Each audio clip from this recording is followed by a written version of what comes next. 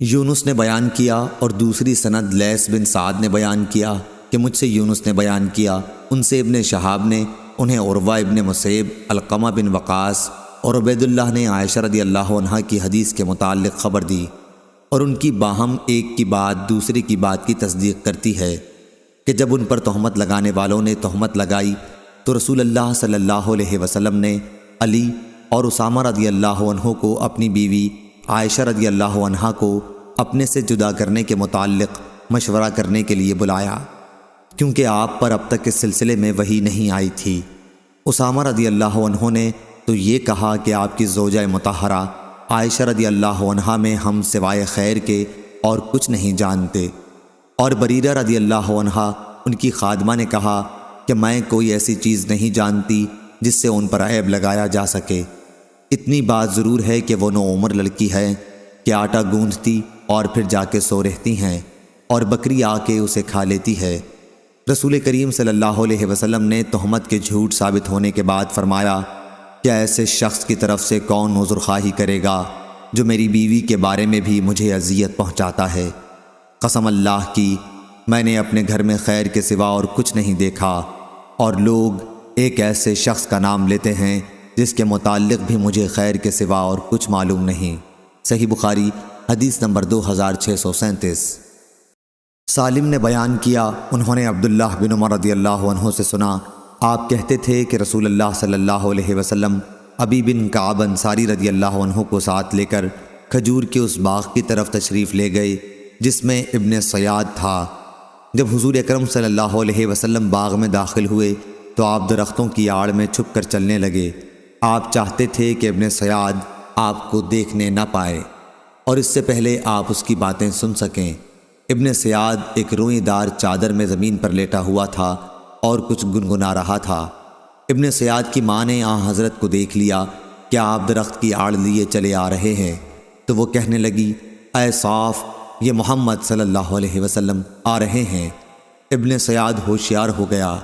رسول اللہ نے فرمایا، اگر اسے اپنے حال پر رہنے دیتی تو بات ظاہر ہو جاتی۔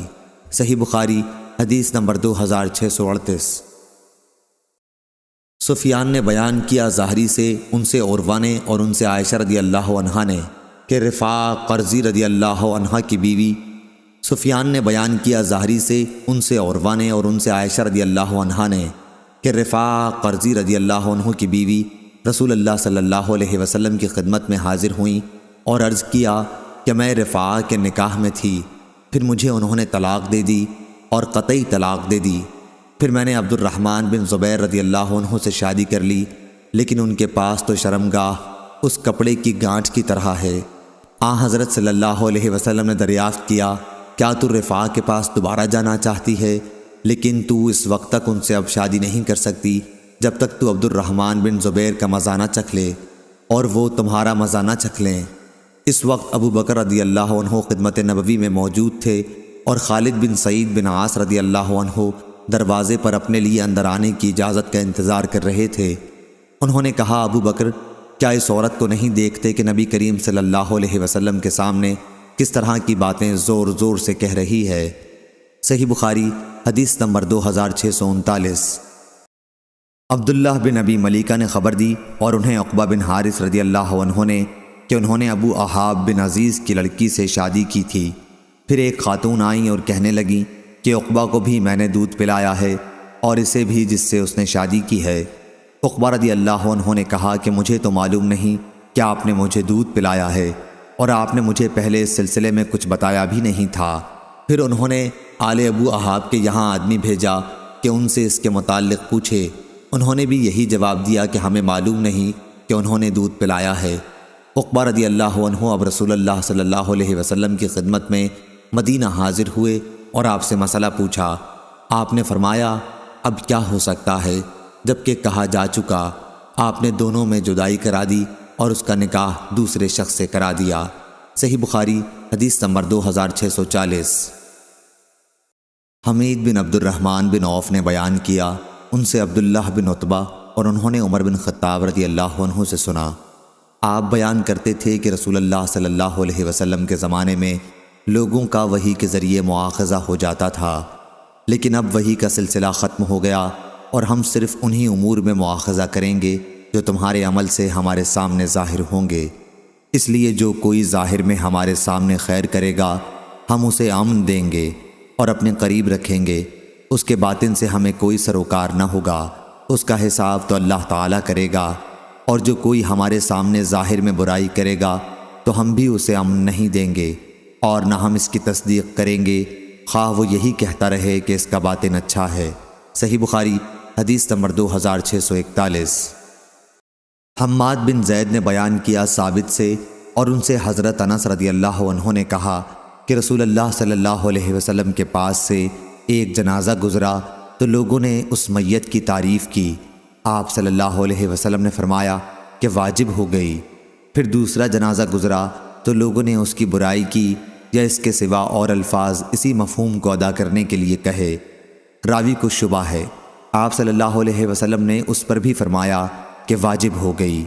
عرض کیا گیا یا رسول اللہ، آپ نے اس جنازے کے متعلق بھی فرمایا کہ واجب ہو گئی اور پہلے جنازے پر بھی یہی فرمایا۔ آپ صلی اللہ علیہ وسلم نے فرمایا کہ ایمان والی قوم کی گواہی بارگاہ الہی میں مقبول ہے، یہ لوگ زمین پر اللہ کے گواہ ہیں۔ صحیح بخاری حدیث نمبر 2642۔ عبداللہ بن بریدہ نے بیان کیا ابو الاسود سے کہ میں مدینہ آیا تو یہاں وبا پھیلی ہوئی تھی، لوگ بڑی تیزی سے مر رہے تھے۔ میں حضرت عمر رضی اللہ عنہ کی خدمت میں تھا کہ ایک جنازہ گزرا، لوگوں نے اس میت کی تعریف کی تو حضرت عمر رضی اللہ عنہ نے کہا کہ واجب ہو گئی۔ پھر دوسرا گزرا، لوگوں نے اس کی بھی تعریف کی، حضرت عمر رضی اللہ عنہ نے کہا واجب ہو گئی۔ پھر تیسرا گزرا تو لوگوں نے اس کی برائی کی، حضرت عمر رضی اللہ عنہ نے اس کے لیے بھی یہی کہا کہ واجب ہو گئی۔ میں نے پوچھا امیر المومنین کیا چیز واجب ہو گئی؟ انہوں نے کہا میں نے اسی طرح کہا جس طرح نبی کریم صلی اللہ علیہ وسلم نے فرمایا تھا کہ جس مسلمان کے لیے 4 آدمی اچھائی کی گواہی دے دیں اسے اللہ تعالی جنت میں داخل کرتا ہے۔ ہم نے حضرت صلی اللہ علیہ وسلم سے پوچھا اور اگر 3 دیں؟ آپ نے فرمایا کہ 3 پر بھی۔ ہم نے پوچھا اور اگر 2 آدمی گواہی دیں؟ فرمایا 2 پر بھی۔ پھر ہم نے ایک کے متعلق آپ سے نہیں پوچھا۔ صحیح بخاری حدیث نمبر 2643۔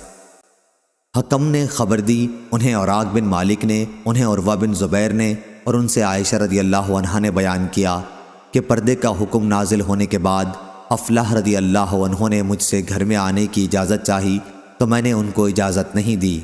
وہ بولے کہ آپ مجھ سے پردہ کرتی ہیں حالانکہ میں آپ کا دودھ کا چچا ہوں۔ میں نے کہا کہ یہ کیسے؟ تو انہوں نے بتایا کہ میرے بھائی وائل کی عورت نے آپ کو میرے بھائی ہی کا دودھ پلایا تھا۔ حضرت عائشہ رضی اللہ عنہا نے بیان کیا کہ پھر میں نے اس کے متعلق رسول اللہ صلی اللہ علیہ وسلم سے پوچھا تو آپ نے فرمایا کہ افلاح نے سچ کہا ہے، انہیں اندر آنے کی اجازت دے دیا کرو، ان سے پردہ نہیں۔ صحیح بخاری حدیث نمبر 2644۔ قتادہ نے بیان کیا جابر بن زید سے اور ان سے عبداللہ بن عباس رضی اللہ عنہ نے بیان کیا کہ نبی کریم صلی اللہ علیہ وسلم نے حمزہ رضی اللہ عنہ کے صاحبزادی کے باب میں فرمایا کہ یہ میرے لیے حلال نہیں ہو سکتی۔ جو رشتے نسب کی وجہ سے حرام ہو جاتے ہیں وہی دودھ کی وجہ سے بھی حرام ہو جاتے ہیں، یہ تو میرے رضائی بھائی کی لڑکی ہیں۔ صحیح بخاری حدیث نمبر 2645۔ امام مالک نے خبر دی عبداللہ بن ابی بکر سے، وہ عمرہ بنت عبد الرحمن سے، اور انہیں نبی کریم صلی اللہ علیہ وسلم کی زوجہ مطہرہ اور ام المومنین حضرت عائشہ صدیقہ رضی اللہ عنہا نے خبر دی کہ رسول کریم صلی اللہ علیہ وسلم ان کے یہاں تشریف فرما تھے۔ حضرت عائشہ رضی اللہ عنہا نے ایک صحابی کی آواز سنی جو ام المومنین حفصہ کے گھر میں آنے کی اجازت چاہتا تھا۔ حضرت عائشہ رضی اللہ عنہا نے کہا کہ میں نے کہا یا رسول اللہ میرا خیال ہے یہ حفصہ رضی اللہ عنہا کے دودھ کے چچا ہیں۔ انہوں نے عرض کیا یا رسول اللہ یہ صحابی آپ کے گھر میں جس میں حفصہ رہتی ہیں آنے کی اجازت مانگ رہے ہیں۔ انہوں نے بیان کیا کہ آپ نے فرمایا میرا خیال ہے یہ فلاں صاحب حفصہ کے رضائی چچا ہیں۔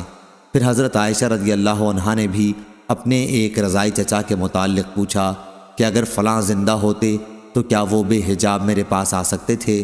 رسول اللہ صلی اللہ علیہ وسلم نے فرمایا کہ ہاں، دودھ سے بھی وہ تمام رشتے حرام ہو جاتے ہیں جو نسب کی وجہ سے حرام ہوتے ہیں۔ صحیح بخاری حدیث نمبر 2646۔ سفیان نے خبر دی، انہیں اشعث بن ابو شاہثہ نے، انہیں ان کے والد نے، انہیں مسروق نے اور ان سے عائشہ رضی اللہ عنہا نے بیان کیا کہ نبی کریم صلی اللہ علیہ وسلم گھر میں تشریف لائے تو میرے یہاں ایک صاحب ان کے رضائی بھائی بیٹھے ہوئے تھے۔ آپ نے دریافت فرمایا، عائشہ یہ کون ہے؟ میں نے عرض کیا کہ یہ میرا رضائی بھائی ہے۔ آپ نے فرمایا، عائشہ ذرا دیکھ بھال کر چلو کون تمہارا رضائی بھائی ہے، کیونکہ رضاعت وہی معتبر ہے جو کم سنی میں ہو۔ محمد بن کثیر کے ساتھ اس حدیث کو عبد الرحمن بن مہدی نے سفیان سوری سے روایت کیا ہے۔ صحیح بخاری حدیث نمبر 2647۔ یونس نے بیان کیا، ان سے ابن شہاب نے، انہیں عروہ بن زبیر نے خبر دی کہ ایک عورت نے فتح مکہ پر چوری کر لی تھی، پھر اسے رسول اللہ صلی اللہ علیہ وسلم کی خدمت میں حاضر کیا گیا اور آپ کے حکم کے مطابق اس کا ہاتھ کاٹ دیا گیا۔ حضرت عائشہ رضی اللہ عنہا نے بیان کیا کہ پھر انہوں نے اچھی طرح توبہ کر لی اور شادی کر لی۔ اس کے بعد وہ آتی تھیں تو میں ان کی ضرورت رسول اللہ صلی اللہ علیہ وسلم کی خدمت میں پیش کر دیا کرتی تھی۔ صحیح بخاری حدیث نمبر 2648۔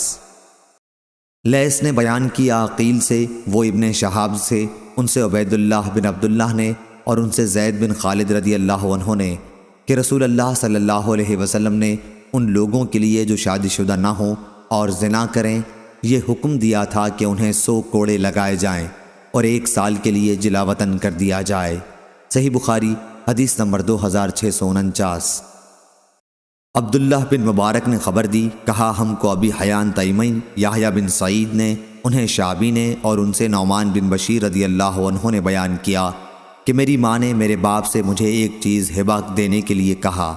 پہلے تو انہوں نے انکار کیا کیونکہ دوسری بیوی کے بھی اولاد تھی، پھر راضی ہو گئے اور مجھے وہ چیز ہبہ کر دی، لیکن ماں نے کہا کہ جب تک آپ نبی کریم صلی اللہ علیہ وسلم کو اس معاملے میں گواہ نہ بنائیں میں اس پر راضی نہ ہوں گی۔ چنانچہ والد میرا ہاتھ پکڑ کر نبی کریم صلی اللہ علیہ وسلم کی خدمت میں حاضر ہوئے۔ میں ابھی 9 عمر تھا۔ انہوں نے عرض کیا کہ اس لڑکے کی ماں عمرہ بنت رواحہ رضی اللہ عنہا مجھ سے ایک چیز اسے ہبہ کرنے کے لیے کہہ رہی ہیں۔ آپ صلی اللہ علیہ وسلم نے دریافت فرمایا، اس کے علاوہ اور بھی تمہارے لڑکے ہیں؟ انہوں نے کہا کہ ہاں ہیں۔ نعمان رضی اللہ عنہ نے بیان کیا، میرا خیال ہے کہ حضرت صلی اللہ علیہ وسلم نے اس پر فرمایا، تو مجھ کو ظلم کی بات پر گواہ نہ بنا۔ اور ابو حریز نے شعبی سے یہ نقل کیا کہ آپ نے فرمایا، میں ظلم کی بات پر گواہ نہیں بنتا۔ صحیح بخاری حدیث نمبر 2650۔ رضی اللہ عنہ سے سنا اور انہوں نے بیان کیا کہ رسول اللہ صلی اللہ علیہ وسلم نے فرمایا کہ تم میں سب سے بہتر میرے زمانے کے لوگ صحابہ ہیں، پھر وہ لوگ جو ان کے بعد آئیں گے تابعین، پھر وہ لوگ جو اس کے بھی بعد آئیں گے تبع تابعین۔ عمران نے بیان کیا کہ میں نہیں جانتا حضرت صلی اللہ علیہ وسلم نے 2 زمانوں کا اپنے بعد ذکر فرمایا یا 3 کا۔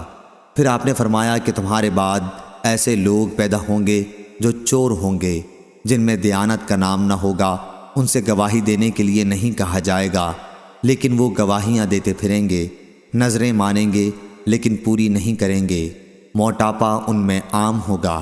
صحیح بخاری حدیث نمبر 2651۔ سفیان نے خبر دی منصور سے، انہوں نے ابراہیم نخعی سے، انہیں عبیدہ نے اور ان سے عبداللہ رضی اللہ عنہ نے بیان کیا کہ نبی کریم صلی اللہ علیہ وسلم نے فرمایا، سب سے بہتر میرے زمانے کے لوگ ہیں، پھر وہ لوگ جو اس کے بعد ہوں گے، پھر وہ لوگ جو اس کے بعد ہوں گے، اور اس کے بعد ایسے لوگوں کا زمانہ آئے گا جو قسم سے پہلے گواہی دیں گے اور گواہی سے پہلے قسم کھائیں گے۔ ابراہیم نخعی رحمہ اللہ نے بیان کیا کہ ہمارے بڑے بزرگ شہادت اور عہد کا لفظ زبان سے نکالنے پر ہمیں مارتے تھے۔ صحیح بخاری حدیث نمبر 2652۔ عبداللہ بن منیر نے بیان کیا، کہا ہم نے وہب بن جریر اور عبداللہ بن ابراہیم سے سنا۔ عبداللہ بن منیر نے بیان کیا، کہا ہم نے وہب بن جریر اور عبد الملک بن ابراہیم سے سنا۔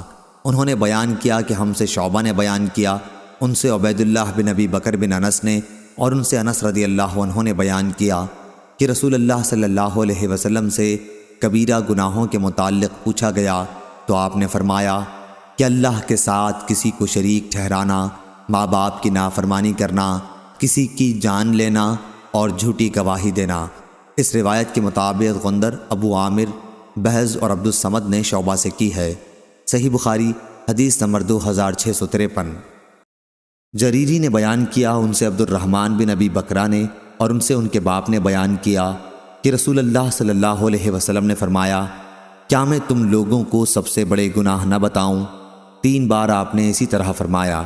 صحابہ نے عرض کیا، ہاں یا رسول اللہ۔ آپ نے فرمایا، اللہ کا کسی کو شریک ٹھہرانا، ماں باپ کی نافرمانی کرنا۔ آپ اس وقت تک ٹیک لگائے ہوئے تھے، لیکن اب آپ سیدھے بیٹھ گئے اور فرمایا، ہاں، اور جھوٹی گواہی بھی۔ انہوں نے بیان کیا کہ حضرت صلی اللہ علیہ وسلم نے اس جملے کو اتنی مرتبہ دہرایا کہ ہم کہنے لگے، کاش آپ خاموش ہو جاتے۔ اسماعیل بن ابراہیم نے بیان کیا، ان سے جریری نے بیان کیا اور ان سے عبد الرحمن نے بیان کیا۔ صحیح بخاری حدیث نمبر 2654۔ عیسیٰ بن یونس نے خبر دی، انہیں ہشام نے، انہیں ان کے باپ نے اور ان سے عائشہ رضی اللہ عنہا نے بیان کیا کہ نبی کریم صلی اللہ علیہ وسلم نے ایک شخص کو مسجد میں قرآن پڑھتے سنا تو فرمایا کہ ان پر اللہ تعالی رحم فرمائے۔ مجھے انہوں نے اس وقت فلاں اور فلاں آیتیں یاد دلا دیں جنہیں میں فلاں فلاں صورتوں میں سے بھول گیا تھا۔ عباد بن عبداللہ رضی اللہ عنہ نے اپنی روایت میں عائشہ رضی اللہ عنہا سے یہ زیادتی نقل کی ہے کہ نبی کریم صلی اللہ علیہ وسلم نے میرے گھر میں تہجد کی نماز پڑھی۔ اس وقت آپ نے عباد رضی اللہ عنہ کی آواز سنی کہ وہ مسجد میں نماز پڑھ رہے ہیں۔ آپ نے پوچھا، عائشہ کیا یہ عباد کی آواز ہے؟ میں نے کہا، جی ہاں۔ آپ نے فرمایا، اے اللہ عباد پر رحم فرما۔ صحیح بخاری حدیث نمبر 2655۔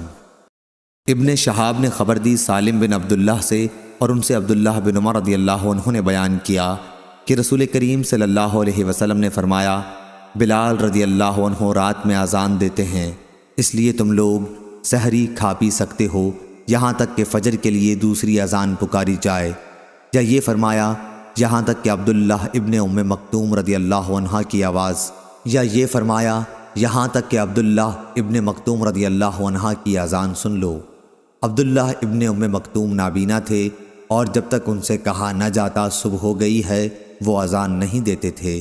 صحیح بخاری حدیث نمبر 2656۔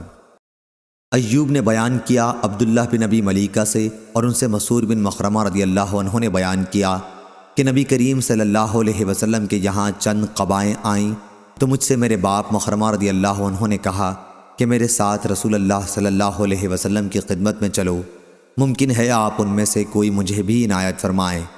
میرے والد حضور اکرم صلی اللہ علیہ وسلم کے گھر پہنچ کر دروازے پر کھڑے ہو گئے اور باتیں کرنے لگے۔ آپ نے ان کی آواز پہچان لی اور باہر تشریف لائے۔ آپ کے پاس ایک قبا بھی تھی، آپ اس کی خوبیاں بیان کرنے لگے اور فرمایا کہ میں نے یہ تمہارے ہی لیے الگ کر رکھی تھی، صرف تمہارے ہی لیے۔ صحیح بخاری حدیث نمبر 2657۔ زید نے خبر دی، انہیں ایاز بن عبداللہ نے اور انہیں ابو سعید خدری رضی اللہ عنہ نے کہ نبی کریم صلی اللہ علیہ وسلم نے فرمایا، کیا عورت کی گواہی مرد کی گواہی کے آدھے کے برابر نہیں ہے؟ ہم نے عرض کیا، کیوں نہیں؟ آپ نے فرمایا کہ یہی تو ان کی عقل کا نقصان ہے۔ صحیح بخاری حدیث نمبر 2658۔ ابو عاصم نے بیان کیا، کہا ہم سے ابن جریج نے، وہ ابن ابی ملیکہ سے، ان سے عقبہ بن حارث رضی اللہ عنہ نے۔ دوسری سند امام بخاری نے کہا اور ہم سے علی بن عبداللہ نے بیان کیا، کہا ہم سے یحییٰ بن سعید نے بیان کیا، ان سے ابن جریج نے بیان کیا کہ میں نے ابن ابی ملیکہ سے سنا، کہا کہ مجھ سے عقبہ بن حارث رضی اللہ عنہ نے بیان کیا، یا یہ کہا کہ میں نے یہ حدیث ان سے سنی کہ انہوں نے ام یحییٰ بنت ابی احاب سے شادی کی تھی۔ انہوں نے بیان کیا کہ پھر ایک سیاہ رنگ والی باندی آئی اور کہنے لگی کہ میں نے تم دونوں کو دودھ پلایا ہے۔ میں نے اس کا ذکر رسول اللہ صلی اللہ علیہ وسلم سے کیا تو آپ نے میری طرف سے منہ پھیر لیا، پس میں جدا ہو گیا۔ میں نے پھر آپ کے سامنے جا کر اس کا ذکر کیا تو آپ نے فرمایا، اب نکاح کیسے باقی رہ سکتا ہے جبکہ تمہیں اس عورت نے بتا دیا ہے کہ اس نے تم دونوں کو دودھ پلایا تھا۔ چنانچہ آپ نے انہیں ام یحییٰ کو اپنے ساتھ رکھنے سے منع فرما دیا۔ صحیح بخاری حدیث نمبر 2659۔ عقبہ بن حارث نے بیان کیا کہ میں نے ایک عورت سے شادی کی تھی، پھر ایک عورت آئی اور کہنے لگی کہ میں نے تم دونوں کو دودھ پلایا تھا۔ اس لیے میں نبی کریم صلی اللہ علیہ وسلم کی خدمت میں حاضر ہوا۔ آپ نے فرمایا کہ جب تمہیں بتا دیا گیا کہ ایک ہی عورت تم دونوں کی دودھ کی ماں ہے تو پھر اب اور کیا صورت ہو سکتی ہے؟ اپنی بیوی کو اپنے سے جدا کر دے، یا اسی طرح کے الفاظ آپ نے فرمائے۔ صحیح بخاری حدیث نمبر 2660۔ ابو ربیع سلمان بن داؤد نے بیان کیا، امام بخاری نے کہا کہ اس حدیث کے بعض مطالب مجھ کو امام احمد بن یونس نے سمجھائے۔ کہا ہم سے فلیح بن سلیمان نے بیان کیا، ان سے ابن شہاب ظاہری نے بیان کیا، ان سے عروہ بن زبیر، سعید بن مسیب، علقمہ بن وقاص لیثی اور عبید اللہ بن عبداللہ بن عتبہ نے، اور ان سے نبی کریم صلی اللہ علیہ وسلم کی زوجہ مطہرہ حضرت عائشہ رضی اللہ عنہا نے وہ قصہ بیان کیا جب تہمت لگانے والوں نے ان پر تہمت لگائی، لیکن اللہ تعالیٰ نے خود انہیں اس سے بری قرار دیا۔ ظاہری نے بیان کیا کہ ظاہری سے بیان کرنے والے جن کا سند میں ظاہری کے بعد ذکر ہے، تمام راویوں نے عائشہ رضی اللہ عنہا کی اس حدیث کا ایک ایک حصہ بیان کیا تھا۔ بعض راویوں کو بعض دوسرے راویوں سے حدیث زیادہ یاد تھی اور وہ بیان بھی زیادہ بہتر طریقے پر کر سکتے تھے۔ بہرحال ان سب راویوں سے میں نے یہ حدیث پوری طرح محفوظ کر لی تھی جسے وہ عائشہ رضی اللہ عنہا سے بیان کرتے تھے۔ ان راویوں میں ہر ایک کی روایت سے دوسرے راوی کی تصدیق ہوتی تھی۔ ان کا بیان تھا کہ عائشہ رضی اللہ عنہا نے کہا، رسول اللہ صلی اللہ علیہ وسلم جب سفر میں جانے کا ارادہ کرتے تو اپنی بیویوں کے درمیان قرعہ ڈالتے، جس کا پانسا نکلتا سفر میں وہی آپ کے ساتھ جاتی۔ چنانچہ ایک غزوہ کے موقع پر جس میں آپ بھی شرکت کر رہے تھے، آپ صلی اللہ علیہ وسلم نے قرعہ ڈلوایا اور میرا نام نکلا۔ اب میں آپ کے ساتھ تھی۔ یہ واقعہ پردے کی آیت کے نازل ہونے کے بعد کا ہے۔ خیر میں ایک ہودج میں سوار رہتی، اسی میں بیٹھے بیٹھے مجھ کو اتارا جاتا تھا۔ اس طرح ہم چلتے رہے۔ پھر جب رسول اللہ صلی اللہ علیہ وسلم جہاد سے فارغ ہو کر واپس ہوئے اور ہم مدینے کے قریب پہنچ گئے تو ایک رات آپ نے کوچ کا اعلان کروایا۔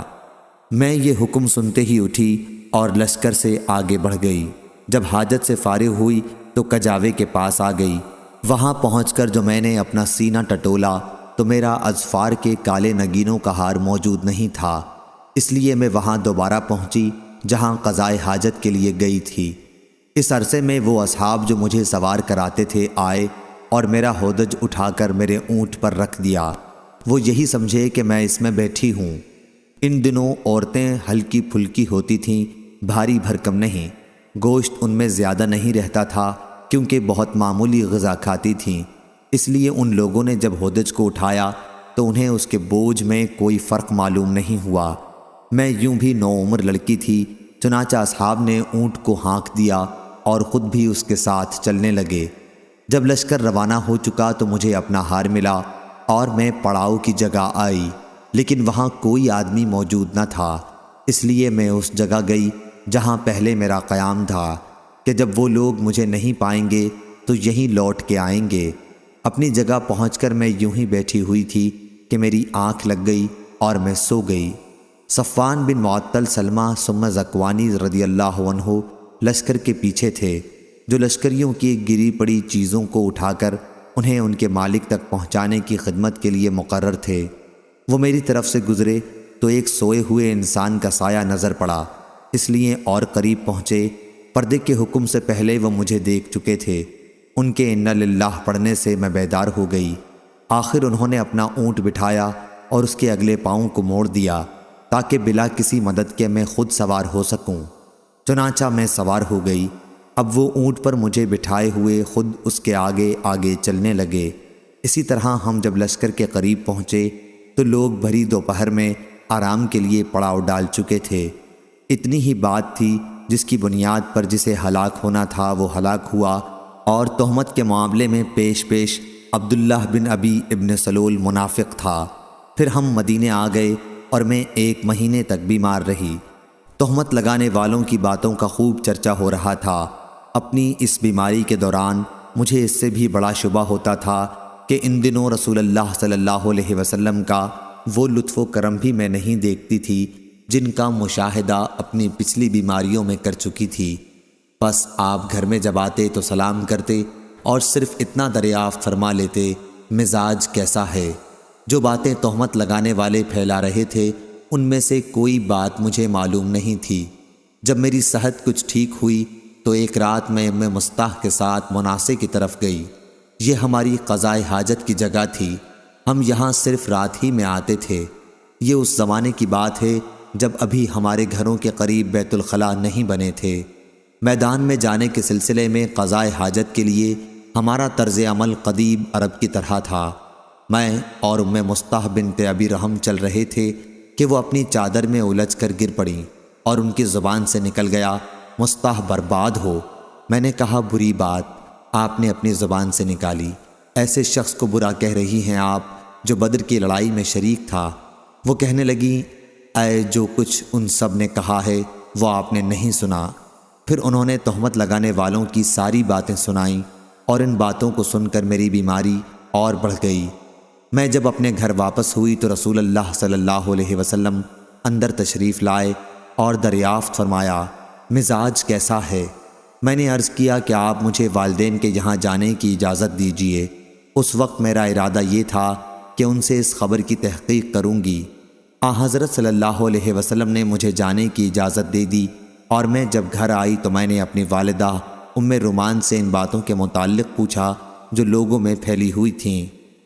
انہوں نے فرمایا، بیٹی اس طرح کی باتوں کی پرواہ نہ کر، خدا کی قسم شاید ہی ایسا ہو کہ تجھ جیسی حسین و خوبصورت عورت کسی مرد کے گھر میں ہو اور اس کی سوکنے بھی ہوں، پھر بھی اس طرح کی باتیں پھیلائی نہ جایا کریں۔ میں نے کہا، سبحان اللہ، سوکنوں کا ذکر کیا، وہ تو دوسرے لوگ اس طرح کی باتیں کر رہے ہیں۔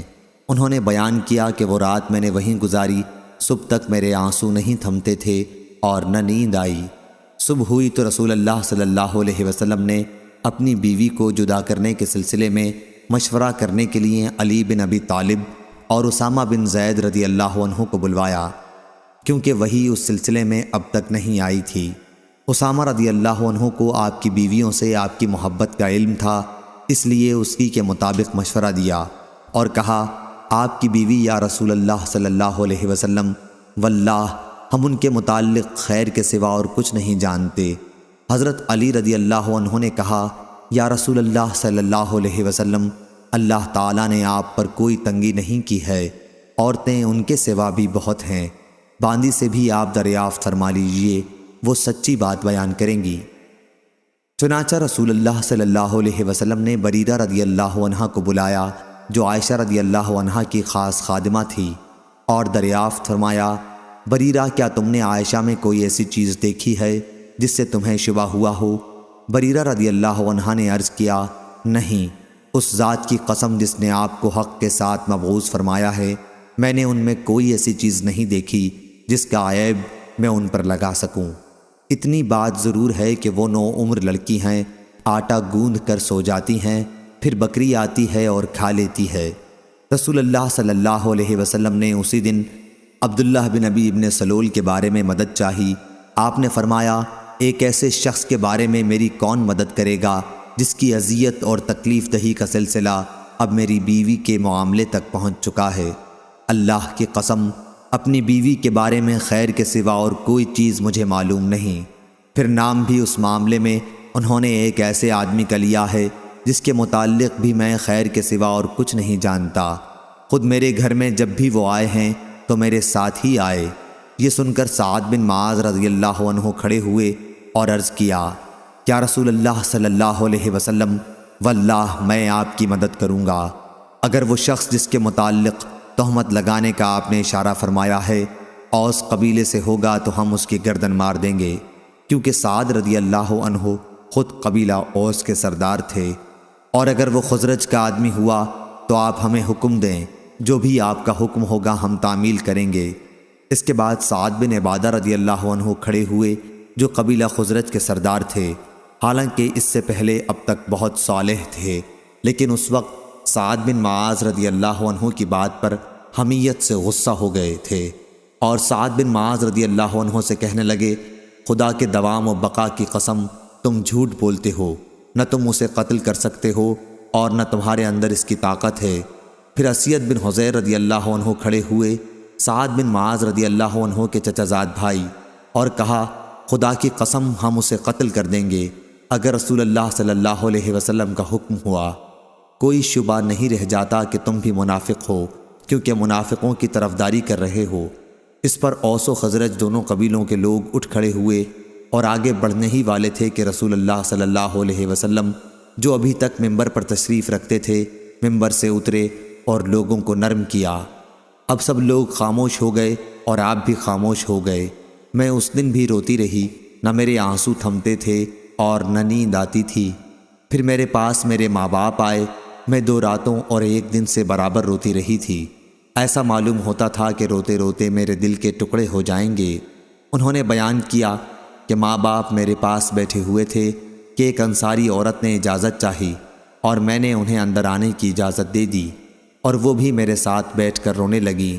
ہم سب اسی طرح تھے کہ رسول اللہ صلی اللہ علیہ وسلم اندر تشریف لائے اور بیٹھ گئے۔ جس دن سے میرے متعلق وہ باتیں کہی جا رہی تھیں جو کبھی نہیں کہی گئی تھیں، اس دن سے میرے پاس آپ نہیں بیٹھے تھے۔ آپ صلی اللہ علیہ وسلم 1 مہینے تک انتظار کرتے رہے تھے، لیکن میرے معاملے میں کوئی وحی آپ پر نازل نہیں ہوئی تھی۔ عائشہ رضی اللہ عنہا نے بیان کیا کہ پھر آپ صلی اللہ علیہ وسلم نے تشہد پڑھی اور فرمایا، عائشہ تمہارے متعلق مجھے یہ باتیں معلوم ہوئیں، اگر تم اس معاملے میں بری ہو تو اللہ تعالیٰ بھی تمہاری برت ظاہر کر دے گا، اور اگر تم نے گناہ کیا ہے تو اللہ تعالیٰ سے مغفرت چاہو اور اس کے حضور توبہ کرو کہ بندہ جب اپنے گناہ کا اقرار کر کے توبہ کرتا ہے تو اللہ تعالیٰ بھی اس کی توبہ قبول کرتا ہے۔ جو ہی آپ صلی اللہ علیہ وسلم نے اپنی گفتگو ختم کی، میرے آنسو اس طرح خشک ہو گئے کہ اب ایک قطرہ بھی محسوس نہیں ہوتا تھا۔ میں نے اپنے باپ سے کہا کیا آپ رسول اللہ صلی اللہ علیہ وسلم سے میرے متعلق کہیے، لیکن انہوں نے کہا قسم اللہ کی مجھے نہیں معلوم کیا حضرت صلی اللہ علیہ وسلم سے مجھے کیا کہنا چاہیے۔ میں نے اپنی ماں سے کہا کہ رسول اللہ صلی اللہ علیہ وسلم نے جو کچھ فرمایا اس کے متعلق حضور صلی اللہ علیہ وسلم سے آپ ہی کچھ کہیے۔ انہوں نے بھی یہی فرما دیا کہ قسم اللہ کی مجھے معلوم نہیں کہ مجھے رسول اللہ صلی اللہ علیہ وسلم سے کیا کہنا چاہیے۔ انہوں نے بیان کیا کہ میں نوعمر لڑکی تھی، قرآن مجھے زیادہ یاد نہیں تھا۔ میں نے کہا اللہ گواہ ہے، مجھے معلوم ہوا کہ آپ لوگوں نے بھی لوگوں کی افواہ سنی ہے اور آپ لوگوں کے دلوں میں وہ بات بیٹھ گئی ہے، اور اس کی تصدیق بھی آپ لوگ کر چکے ہیں۔ اس لیے اب اگر میں کہوں کہ میں اس بہتان سے بری ہوں، اور اللہ خوب جانتا ہے کہ میں واقعی اس سے بری ہوں، تو آپ لوگ میرے اس معاملے میں تصدیق نہیں کریں گے۔ لیکن اگر میں گناہ کو اپنے ذمہ لے لوں، حالانکہ اللہ تعالیٰ خوب جانتا ہے کہ میں اس سے بری ہوں، تو آپ لوگ میری بات کی تصدیق کر دیں گے۔ قسم اللہ کی میں اس وقت اپنی اور آپ لوگوں کی کوئی مثال یوسف علیہ السلام کے والد یعقوب علیہ السلام کے سوا نہیں پاتی کہ انہوں نے بھی فرمایا تھا پس صبر جمیل، صبر ہی بہتر ہے، اور جو کچھ تم کہتے ہو اس معاملے میں میرا مددگار اللہ تعالیٰ ہے۔ اس کے بعد بستر پر میں نے اپنا رخ دوسری طرف کر لیا، اور مجھے امید تھی کہ خود اللہ تعالیٰ میری برت کرے گا، لیکن میرا یہ خیال کبھی نہ تھا کہ میرے متعلق وہی نازل ہوگی۔ میری اپنی نظر میں حیثیت اس سے بہت معمولی تھی کہ قرآن مجید میں میرے متعلق کوئی آیت نازل ہو۔ ہاں مجھے اتنی امید ضرور تھی کہ آپ کوئی خواب دیکھیں گے جس میں اللہ تعالیٰ مجھے بری فرما دے گا۔ اللہ گواہ ہے کہ ابھی آپ اپنی جگہ سے اٹھے بھی نہ تھے، اور نہ اس وقت گھر میں موجود کوئی باہر نکلا تھا کہ آپ پر وحی نازل ہونے لگی، اور شدت وحی سے آپ جس طرح پسینے پسینے ہو جایا کرتے تھے وہی کیفیت آپ کی اب بھی تھی۔ پسینے کے قطرے موتیوں کی طرح آپ کے جسم مبارک سے گرنے لگے، حالانکہ سردی کا موسم تھا۔ جب وحی کا سلسلہ ختم ہوا تو آپ ہنس رہے تھے، اور سب سے پہلا کلمہ جو آپ کی زبان مبارک سے نکلا وہ یہ تھا، اے عائشہ اللہ کی حمد بیان کر کہ اس نے تمہیں بری قرار دے دیا ہے۔ میری والدہ نے کہا بیٹی جا، رسول اللہ صلی اللہ علیہ وسلم کے سامنے جا کر کھڑی ہو جا۔ میں نے کہا نہیں قسم اللہ کی میں آپ کے پاس جا کر کھڑی نہ ہوں گی، اور میں تو صرف اللہ کی حمد و ثنا کروں گی۔ اللہ تعالیٰ نے یہ آیت نازل فرمائی تھی، جن لوگوں نے تہمت تراشی کی ہے وہ تم ہی میں سے کچھ لوگ ہیں۔ جب اللہ تعالیٰ نے میری برات میں یہ آیت نازل فرمائی تو ابو بکر رضی اللہ عنہ نے جو مصطح بن اثاثہ رضی اللہ عنہ کے اخراجات قرابت کی وجہ سے خود ہی اٹھاتے تھے کہا کہ قسم اللہ کی اب میں مصطح پر کبھی کوئی خرچ نہیں کروں گا کہ وہ بھی عائشہ پر تہمت لگانے میں شریک تھا۔ اس پر اللہ تعالیٰ نے یہ آیت نازل کی، تم میں سے صاحب فضل و صاحب مال لوگ قسم نہ کھائیں، اللہ کے ارشاد غفور الرحیم تک۔ ابو بکر رضی اللہ عنہ نے کہا خدا کی قسم بس میری یہی خواہش ہے کہ اللہ تعالیٰ میری مغفرت کر دے۔ چنانچہ مصطح رضی اللہ عنہ کو جو آپ پہلے دیا کرتے تھے وہ پھر دینے لگے۔ رسول اللہ صلی اللہ علیہ وسلم نے زینب بنت حجش رضی اللہ عنہا ام المومنین سے بھی میرے متعلق پوچھا تھا۔ آپ نے دریافت فرمایا کہ زینب تم عائشہ رضی اللہ عنہا کے متعلق کیا جانتی ہو اور کیا دیکھا ہے؟ انہوں نے جواب دیا میں اپنے کان اور اپنی آنکھ کی حفاظت کرتی ہوں کہ جو چیز میں نے دیکھی ہو یا سنی ہو وہ آپ سے بیان کرنے لگوں۔ خدا گواہ ہے کہ میں نے ان میں خیر کے سوا اور کچھ نہیں دیکھا۔ عائشہ رضی اللہ عنہا نے بیان کیا کہ یہی میری برابر کی تھیں لیکن اللہ تعالیٰ نے انہیں تقوی کی وجہ سے بچا لیا۔ صحیح بخاری حدیث نمبر 2661۔ خالد حذا نے بیان کیا ان سے عبد الرحمن بن ابی بکرہ نے اور ان سے ان کے باپ نے بیان کیا کہ ایک شخص نے رسول کریم صلی اللہ علیہ وسلم کے سامنے دوسرے شخص کی تعریف کی تو آپ نے فرمایا افسوس تو نے اپنے ساتھی کی گردن کاٹ ڈالی، تو نے اپنے ساتھی کی گردن کاٹ ڈالی۔ کئی مرتبہ آپ نے اسی طرح فرمایا۔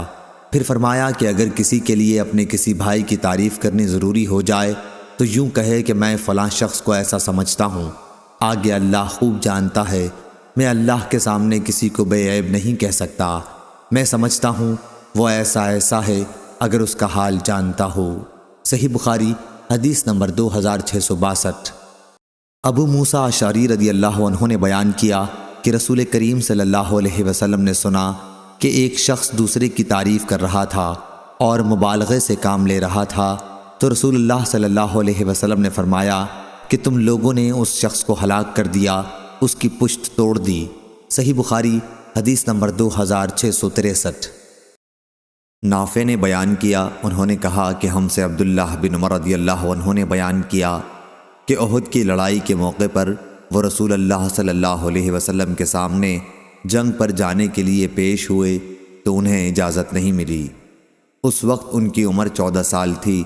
پھر غزوہ خندق کے موقع پر پیش ہوئے تو اجازت مل گئی۔ اس وقت ان کی عمر 15 سال تھی۔ نافع نے بیان کیا کہ جب میں عمر بن عبدالعزیز رحمہ اللہ کے یہاں ان کی خلافت کے زمانے میں گیا تو میں نے ان سے یہ حدیث بیان کی تو انہوں نے فرمایا کہ چھوٹے اور بڑے کے درمیان 15 سال ہی کی حد ہے۔ پھر انہوں نے اپنے حاکموں کو لکھا کہ جس بچے کی عمر 15 سال کی ہو جائے اس کا فوجی وظیفہ بیت المال سے مقرر کر دیں۔ صحیح بخاری حدیث نمبر 2664۔ سفیان نے بیان کیا انہوں نے کہا ہم سے صفوان بن سلیم نے بیان کیا، ان سے عطا بن یسار نے اور ان سے ابو سعید خدری رضی اللہ عنہ نے کہ نبی کریم صلی اللہ علیہ وسلم نے فرمایا ہر بالغ پر جمعہ کے دن غسل واجب ہے۔ صحیح بخاری حدیث نمبر 2665۔ ابن ابی ملیکہ نے بیان کیا کہ ابن عباس رضی اللہ عنہ نے لکھا تھا نبی کریم صلی اللہ علیہ وسلم نے مدعا علیہ کے لیے قسم کھانے کا فیصلہ کیا تھا۔ صحیح بخاری حدیث نمبر 2668۔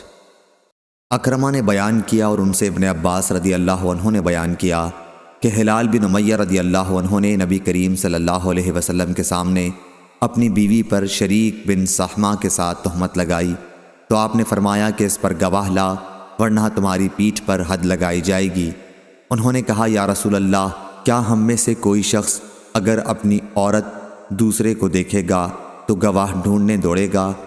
حضرت صلی اللہ علیہ وسلم برابر یہی فرماتے رہے کہ گواہ لا ورنہ تمہاری پیٹھ پر حد لگائی جائے گی۔ پھر لعان کی حدیث کا ذکر کیا۔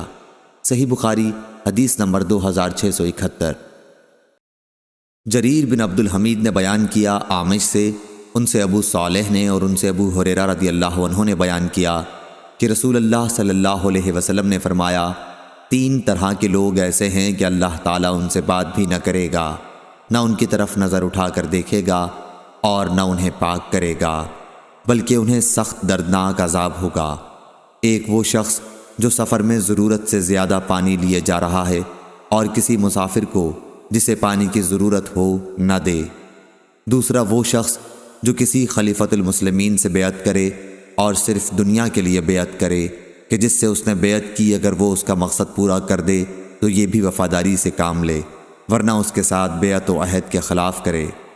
تیسرا وہ شخص جو کسی سے عصر کے بعد کسی سامان کا بھاؤ کرے اور اللہ کی قسم کھا لے کہ اسے اس کا اتنا روپیہ مل رہا تھا اور خریدار اس سامان کو اس کی قسم کی وجہ سے لے لے، حالانکہ وہ جھوٹا ہے۔ صحیح بخاری حدیث نمبر 2672۔ عبد الواحد نے بیان کیا عامش سے، ان سے ابو وائل نے اور ان سے عبداللہ بن مسعود رضی اللہ عنہ نے کہ نبی کریم صلی اللہ علیہ وسلم نے فرمایا، جو شخص قسم اس لیے کھاتا ہے تاکہ اس کے ذریعے کسی کا مال ناجائز طور پر ہضم کر جائے تو وہ اللہ سے اس حال میں ملے گا کہ اللہ پاک اس پر غضبناک ہوگا۔ صحیح بخاری حدیث نمبر 2673۔ معمر نے خبر دی، انہیں حمام نے اور انہیں ابو ہریرہ رضی اللہ عنہ نے کہ رسول کریم صلی اللہ علیہ وسلم نے چند آدمیوں سے قسم کھانے کے لیے کہا، ایک ایسے مقدمے میں جس کے یہ لوگ مدعا علیہ تھے۔ قسم کے لیے سب ایک ساتھ آگے بڑھے تو آن حضرت صلی اللہ علیہ وسلم نے حکم دیا کہ قسم کھانے کے لیے ان میں باہم پانسا ڈالا جائے کہ پہلے کون قسم کھائے۔ صحیح بخاری حدیث نمبر 2674۔ عوام نے خبر دی، کہا کہ مجھ سے ابراہیم ابو اسماعیل سکسکی نے بیان کیا اور انہوں نے عبداللہ بن ابی اوفا رضی اللہ عنہ کو یہ کہتے سنا کہ ایک شخص نے اپنا سامان دکھا کر اللہ کی قسم کھائی کہ اسے اس سامان کا اتنا روپیہ مل رہا تھا، حالانکہ اتنا نہیں مل رہا تھا۔ اس پر یہ آیت نازل ہوئی کہ جو لوگ اللہ کے عہد اور اپنی قسموں کے ذریعے تھوڑی قیمت حاصل کرتے ہیں، ابن ابی اوفا رضی اللہ عنہ نے کہا کہ گاہکوں کو پھانسنے کے لیے قیمت بڑھانے والا سود خور کی طرح خائن ہے۔ صحیح بخاری حدیث نمبر 2675۔ امام مالک نے بیان کیا، ان سے ان کے چچا ابو سہیل نے، ان سے ان کے والد نے اور انہوں نے طلحہ بن عبید اللہ رضی اللہ عنہ سے سنا، آپ نے بیان کیا کہ ایک صاحب زمام بن ثعلبہ نبی کریم صلی اللہ علیہ وسلم کی خدمت میں آئے اور اسلام کے متعلق پوچھنے لگے۔ حضرت صلی اللہ علیہ وسلم نے فرمایا، دن اور رات میں 5 نمازیں ادا کرنا۔ اس نے پوچھا، کیا اس کے علاوہ بھی مجھ پر کچھ نماز اور ضروری ہے؟ آپ نے فرمایا کہ نہیں، یہ دوسری بات ہے کہ تم نفل پڑھو۔ پھر رسول کریم صلی اللہ علیہ وسلم نے فرمایا، اور رمضان کے روزے ہیں۔ اس نے پوچھا، کیا اس کے علاوہ بھی مجھ پر کچھ روزے واجب ہیں؟ آپ نے فرمایا نہیں، سوا اس کے جو تم اپنے طور پر نفل رکھو۔ طلحہ رضی اللہ عنہ نے بیان کیا کہ ان کے سامنے رسول اللہ صلی اللہ علیہ وسلم نے زکوٰۃ کا بھی ذکر کیا تو انہوں نے پوچھا، کیا جو فرض زکوٰۃ آپ نے بتائی ہے اس کے علاوہ بھی مجھ پر کوئی خیرات واجب ہے؟ حضرت صلی اللہ علیہ وسلم نے فرمایا کہ نہیں، سوا اس کے جو تم خود اپنی طرف سے نفل دو۔ اس کے بعد وہ صاحب یہ کہتے ہوئے جانے لگے کہ اللہ گواہ ہے، نہ میں ان میں کوئی زیادتی کروں گا اور نہ کوئی کمی۔ رسول اللہ صلی اللہ علیہ وسلم نے فرمایا، اگر اس نے سچ کہا ہے تو کامیاب ہوا۔ صحیح بخاری حدیث نمبر 2678۔ چویریہ نے بیان کیا، انہوں نے کہا کہ نافع نے حضرت عبداللہ بن عمر رضی اللہ عنہ سے بیان کیا کہ نبی کریم صلی اللہ علیہ وسلم نے فرمایا، اگر کسی کو قسم کھانی ہی ہے تو اللہ تعالیٰ ہی کی قسم کھائے، ورنہ خاموش رہے۔ صحیح بخاری حدیث نمبر 2679۔ عبداللہ بن مسلمہ نے بیان کیا امام مالک سے، ان سے ہشام بن عروہ نے، ان سے ان کے باپ نے، ان سے زینب نے اور ان سے ام سلمہ رضی اللہ عنہا نے کہ رسول کریم صلی اللہ علیہ وسلم نے فرمایا، تم لوگ میرے یہاں اپنے مقدمات لاتے ہو اور کبھی ایسا ہوتا ہے کہ ایک تم میں دوسرے سے دلیل بیان کرنے میں بڑھ کر ہوتا ہے، قوت بیانیہ بڑھ کر رکھتا ہے، پھر میں اس کو اگر اس کے بھائی کا حق غلطی سے دلا دوں تو وہ حلال نہ سمجھے، اس کو نہ لے، میں اس کو دوزخ کا ایک ٹکڑا دلا رہا ہوں۔ صحیح بخاری حدیث نمبر 2680۔ ابراہیم بن سعد نے بیان کیا، ان سے صالح بن کیسان نے، ان سے ابن شہاب نے، ان سے عبید اللہ بن عبداللہ نے کہ عبداللہ بن عباس رضی اللہ عنہ نے انہیں خبر دی، انہوں نے بیان کیا کہ انہیں ابو سفیان رضی اللہ عنہ نے خبر دی کہ ہرقل نے ان سے کہا تھا کہ میں نے تم سے پوچھا تھا کہ وہ محمد صلی اللہ علیہ وسلم تمہیں کس بات کا حکم دیتے ہیں، تو تم نے بتایا کہ وہ تمہیں نماز، سچائی، عفت، عہد کے پورا کرنے اور امانت کے ادا کرنے کا حکم دیتے ہیں، اور یہ نبی کی صفات ہیں۔ صحیح بخاری حدیث نمبر 2681۔ ابو سہیل نافع بن مالک بن ابی عامر نے بیان کیا، ان سے ان کے باپ نے بیان کیا، اور ان سے ابو ہریرہ رضی اللہ عنہ نے بیان کیا کہ رسول اللہ صلی اللہ علیہ وسلم نے فرمایا، منافق کی 3 نشانیاں ہیں، جب بات کہی تو جھوٹ کہی، امانت دی گئی تو اس میں خیانت کی، اور وعدہ کیا تو اسے پورا نہیں کیا۔ صحیح بخاری حدیث نمبر 2682۔ جابر بن عبداللہ رضی اللہ عنہ نے بیان کیا، کہا نبی کریم صلی اللہ علیہ وسلم کی وفات کے بعد حضرت ابو بکر رضی اللہ عنہ کے پاس بحرین کے عامل علا بن حضرمی رضی اللہ عنہ کی طرف سے مال آیا۔